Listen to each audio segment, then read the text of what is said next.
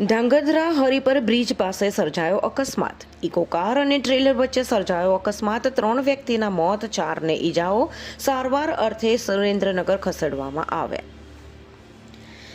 મળતી માહિતી મુજબ સુરેન્દ્રનગર જિલ્લાના અમદાવાદ ધાંગધ્રા હાઈવેના હરિપર બ્રિજ ઓવરબ્રિજ પાસે ઇકો કાર અને ટ્રેલર વચ્ચે અકસ્માત સર્જાયો હતો। અમદાવાદથી પરત ફરતા પરિવારને હરિપર ઓવરબ્રિજ પાસે અકસ્માતનો ભોગ બનવા પામ્યા હતા।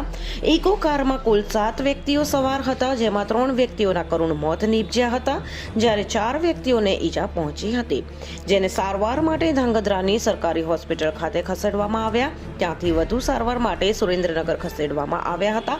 અકસ્માતમાં પ્રફુલ્લાબેન ગિરીશભાઈ મારુ, ઉંમર 56, ધાંગધ્રા રહેવાસી, બાયપાસ હળવદ રોડ, ભલા હનુમાનની સામે સત્યમ સોસાયટી; વિશાલભાઈ કમલેશભાઈ મારુ, ઉંમર 24, ધાંગધ્રા બાયપાસ હળવદ રોડ, ભલા હનુમાનની સામે સત્યમ સોસાયટી; કિશોરભાઈ મોહનભાઈ ડાભી, ડ્રાઈવર, ઉંમર 65, રહેવાસી ધાંગધ્રા મોરીની વાડી પાસે નરસિંહપરા।